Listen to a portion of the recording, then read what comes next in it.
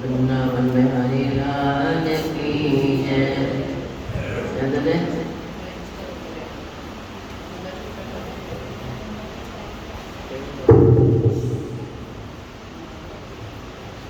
दूसरा अध्याय। संजय ने कहा, हे धृतराष्ट्र, तब श्री कृष्ण व्याकुल चित्त अर्जुन से बोले, हे अर्जुन, अनर्थ के सेवन करने योग्य अपयशकारक मोह इस समय तुम्हारे मन में कहाँ से आया? तुम कायर मत बनो, ये शोभा नहीं देता। तुम हृदय की दुर्बलता को त्याग कर युद्ध के निमित्त खड़े हो जाओ। अर्जुन ने कहा, हे मधुसूदन, मैं रण में पूज्य भीष्म और द्रोणाचार्य के ऊपर बाण प्रहार कैसे करूं?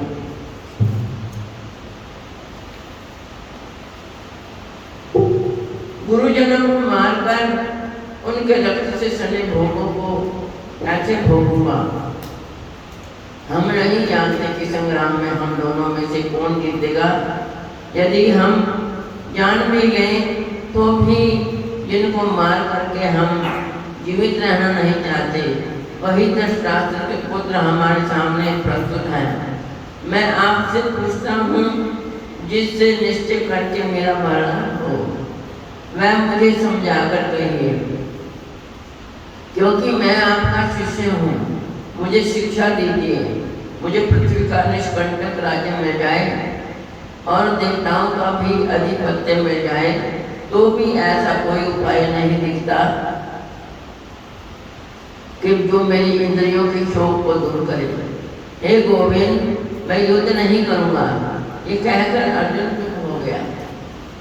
संजय बोला, हे राजन, दोनों सेनाओं के मध्य में खिन्न होकर बैठे अर्जुन से श्री कृष्ण ने ये वचन कहे कि हे अर्जुन, जिसके लिए शोक नहीं करना चाहिए तो उसके लिए शोक करता है, और पंडितों के से वचन को कहता है, परंतु पंडित लोग ना मनों का शोक करते हैं ना जीवितों का। ये बात असंभव है कि मैं पहले ना था, तुम ना थे, और ये राजा भी ना थे, और इसके बाद भी नहीं रहेंगे। जैसे देहधारियों की इस देह की लड़कपन, जवानी, बुढ़ापा ये अवस्था होती है, वैसे ही मृत्यु के बाद दूसरी देह भी होती है। इसलिए पंडित लोग मोक्ष को प्राप्त नहीं होते हैं।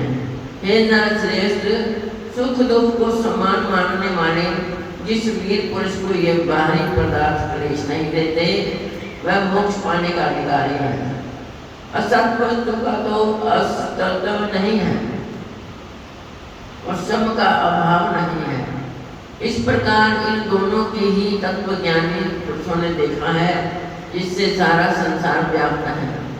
उसको अविनाशी जानो, क्योंकि इस नाश रहित आत्मा का विनाश करने में कोई समर्थ नहीं है। अतः हे बालक, तुम युद्ध करो। जो पुरुष इस आत्मा को मारने वाला तथा जो मरने वाले मानते हैं, वे दोनों ही ज्ञानी नहीं है, क्योंकि ये आत्मा न मरती है न मारती है। आत्मा न कभी जन्मती है न कभी मृत्यु को प्राप्त होती है। नष्ट होने पर भी वह नाश को प्राप्त नहीं होती। जो पुरुष इस आत्मा को नित्य, अविनाशी, निर्विकार और अजन्मा जानता है, वह किसको कहत कराएगा और किसको मानेगा? जिस प्रकार मनुष्य पुराने वस्त्र को फेंक कर नए वस्त्र ग्रहण करता है, उसी प्रकार आत्मा पुरानी देह छोड़कर नई देह धारण करती है। आत्मा को शस्त्र नहीं काट सकते हैं, अग्नि नहीं जला सकती है, जल भिगो नहीं सकता। ये अविनाशी, सर्वव्यापी, स्थिर, अचल और सनातन है। ये इंद्रियों से जानी नहीं जा सकती, ये कल्पना से भी परे है। इसलिए ऐसा जानते हुए तुम्हें शोक करना उचित नहीं है। हे महाभाव, यदि तुम इस आत्मा को नित्य जन्म लेने और नित्य मरने वाले मानते हो, तो भी तुमको शोक नहीं करना चाहिए, क्योंकि जो जन्मा है उसकी मृत्यु और जिसकी मृत्यु हुई है उसका जन्म निश्चय है। अतः जो बात अनिवार्य है उसके लिए सोच करना व्यर्थ है। जन्म लेने से पहले क्या था किसी को मालूम नहीं, फिर मरने के बाद क्या होगा कोई नहीं जानता। ऐसी दशा में किस बात का सोच करना तुमको उचित है? इस कारण सब प्राणियों के विषय में तुमको सोच करना उचित नहीं है। अपने धर्म को सोचकर तुमको घबराना उचित नहीं है, क्योंकि क्षत्रिय को धर्म के युद्ध से और कुछ भला करने वाला नहीं है। हे पार्थ, बिना इच्छा किए स्वर्ग का द्वार ये युद्ध तुमको स्वतः प्राप्त हुआ है। यदि तुम अपने धर्म के अनुसार इस संग्राम को न करोगे तो अपना धर्म और पढ़ाई खो बैठोगे। सब लोग सदा तुम्हारी अपकीर्ति करेंगे और प्रतिष्ठा वाले पुरुषों के लिए अपयश का होना मृत्यु से भी बढ़कर है। ये महारथी समझेंगे कि अर्जुन डरकर संग्राम से हट गया और अब तक जो लोग तुम्हारा मान करते थे वे अपयश करने लगे हैं। शत्रु लोग तुम्हारे पराक्रम की निंदा करते हुए अनेक प्रकार के दुर्वचन कहे। इससे बढ़कर दुख तुमको और क्या होगा? यदि तुम युद्ध में नष्ट हो गए तो स्वर्ग का सुख भोगोगे और जीतने पर पृथ्वी तल पर राज्य करोगे। इसलिए युद्ध के निमित्त दृढ़ प्रतिज्ञ होकर खड़े हो जाओ। सुख दुख हानि लाभ जय पराजय इनको समान समझकर लड़ने के लिए तैयार हो। ऐसा करने से तुम पाप को प्राप्त नहीं होगे। हे पार्थ, ये ज्ञान उपदेश ज्ञान योग के विशेष में तुम सबको कहा गया। अब निष्काम कर्म योग के विषय में सुन। जिस ज्ञान को पाकर कर्म बंधन से तेरी मुक्ति होगी। कर्म योग मार्ग में एक बार प्रारंभ किए बिना कर्म का नाश नहीं होता और विघ्न पड़ने पर भी शुभ फल होता है। और इस कर्म का केवल प्रारंभ ही संसार के भय से छुड़ाकर पूर्ण ब्रह्म प्राप्त करता है। निश्चय करने वाली बुद्धि इस निष्काम कर्म में एक ही है और कामना वाले पुरुषों की बुद्धि एकाग्र नहीं रहती, उनकी शाखा प्रशाखाएं होती हैं। ऐसी दशा में मनुष्य संदेह में रह जाता है। हे अर्जुन, अज्ञानी उस पुष्पता वाणी को ही स्वर्ग सुख से बढ़कर कुछ नहीं समझते, स्वर्ग सुख को ही उत्तम पुरुषार्थ समझते हैं। उसका कामनाओं से चित्त व्याकुल होने के कारण निश्चयात्मक बुद्धि से मोक्ष साधन को नहीं उत्पन्न होती। कारण कि उनका चित्त भोग आदि में सदैव निमग्न रहता है। जिन मनुष्यों का चित्त इस प्रकार मोह लिपटा है और जिनकी आसक्ति भोग विलास और ऐश्वर्य में है, ऐसे पुरुषों के अंतःकरण में निश्चयात्मक बुद्धि नहीं होती है। हे अर्जुन, वेद प्रज्ञात्मक है, सकाम है, तुम निष्काम हो जाओ। सुख दुख को समान जानकर नित्य योग क्षेम आदि स्वार्थों में ना पड़कर धीर जवान और आत्मनिष्ठ हो। जैसे छोटे छोटे अनेक जलाशयों में मनुष्य का कार्य सिद्ध नहीं होता है, बड़े जलाशयों से ये सब प्रयोजन अनायास ही सिद्ध हो जाते हैं। उसी तरह संपूर्ण वेदों में कहा हुआ काम कर्मों का फल ब्रह्म में भक्ति रखने वाले मनुष्य को सहज ही में प्राप्त होता है। तुमको केवल कर्म करना चाहिए, फल तुम्हारे अधिकार में नहीं। तुम ना तो फल की अभिलाषा से काम करो, ना निकम्मे ही रहो। फल की आशा त्याग कर कार्य की सफलता को समान मानकर तुम योगस्थ होकर कर्म करो। यही कर्म ज्ञान योग है। इस बुद्धि योग सहित कर्म से अन्य कर्म अत्यंत हीन है। इसलिए तुम बुद्धि योग का आश्रय ग्रहण करो। फल की इच्छा रखने वाले निकृष्ट होते हैं।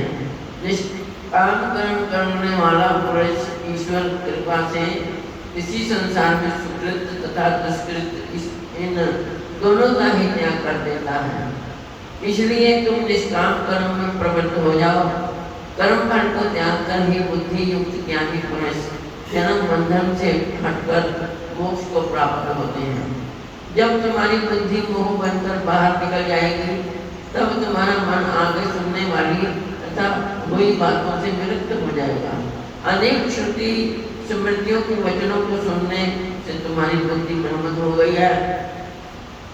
जिस समय वह निश्चल होकर आत्मा में स्थित होगी तभी तुमको तत्व ज्ञान प्राप्त होगा।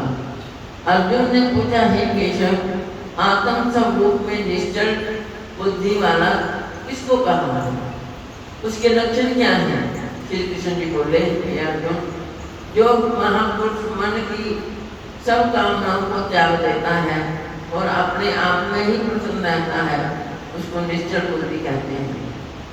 दुख में किसके मन को खेद नहीं होता और सुख में किसको आसक्ति नहीं होती, और प्रीति भय क्रोध जिसके जाते रहते हैं, वो महात्मा स्थिर बुद्धि वाला मुनि कहलाता है। जो सुख पदार्थ प्राप्त होने से हर्ष नहीं करता, अशुभ से अप्रसन्न नहीं होता, उसी को स्थिर बुद्धि जानना चाहिए।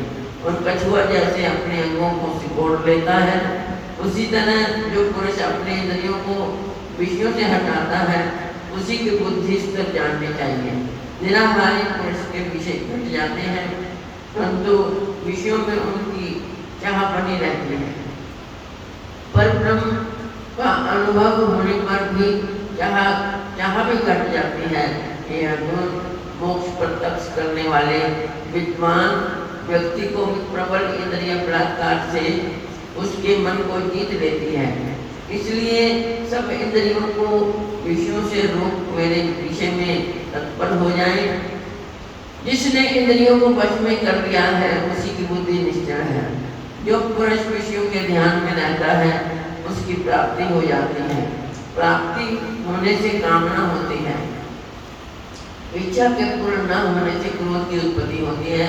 क्रोध से अविवेक होता है, अविवेक से स्मरण शक्ति नष्ट हो जाती है। स्मरण शक्ति के नाश होने से बुद्धि क्षय होती है। जिसकी बुद्धि का नाश हुआ वह विनाश को प्राप्त होता है। जो पुरुष राग द्वेष से रहित हो, अपने मन को वश में रखता है, वो शांति को प्राप्त होता है। शांति मिलने पर सब दुखों का नाश हो जाता है। प्रसन्न चित्त वाले की बुद्धि निश्चल होती है। जो पुरुष योग युक्त नहीं है, उसकी निश्चल बुद्धि उत्पन्न नहीं होती, ईश्वर में भावना नहीं होती।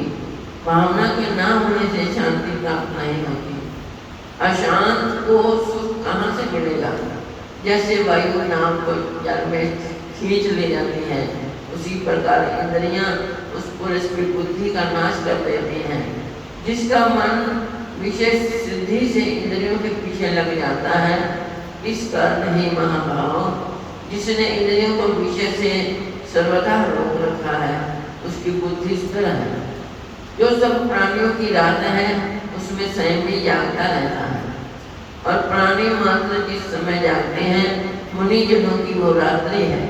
जल से भरे समुद्र में और नदियों का जल भरने पर भी वह अपनी मर्यादा पर रहता है।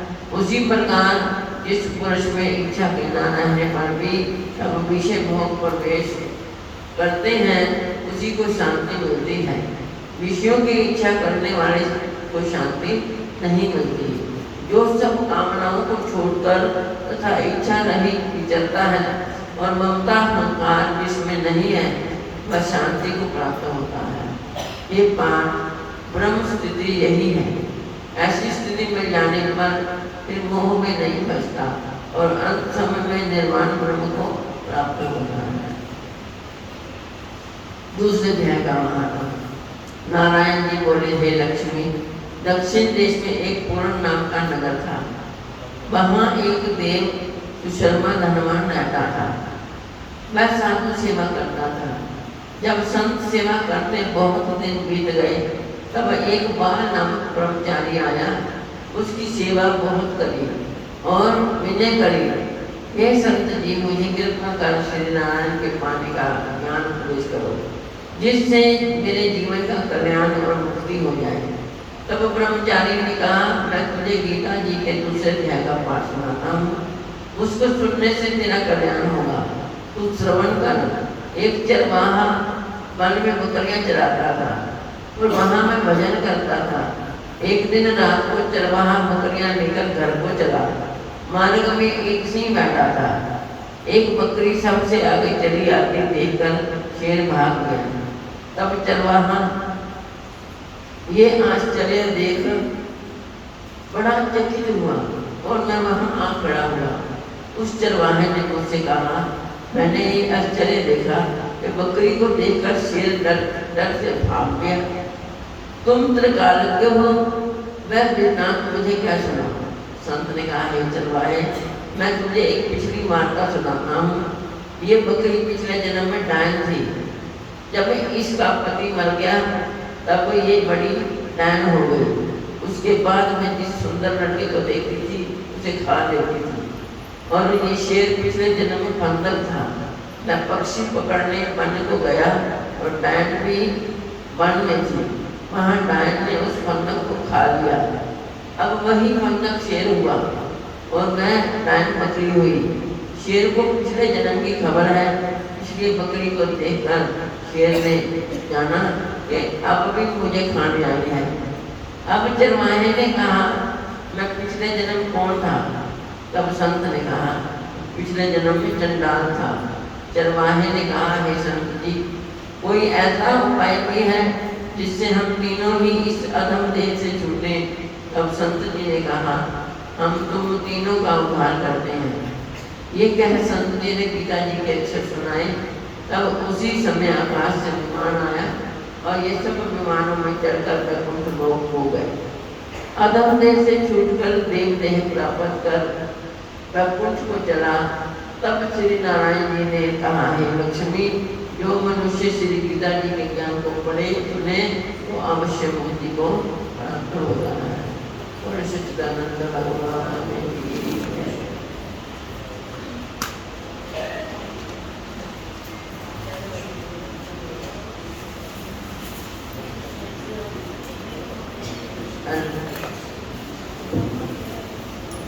Thank you.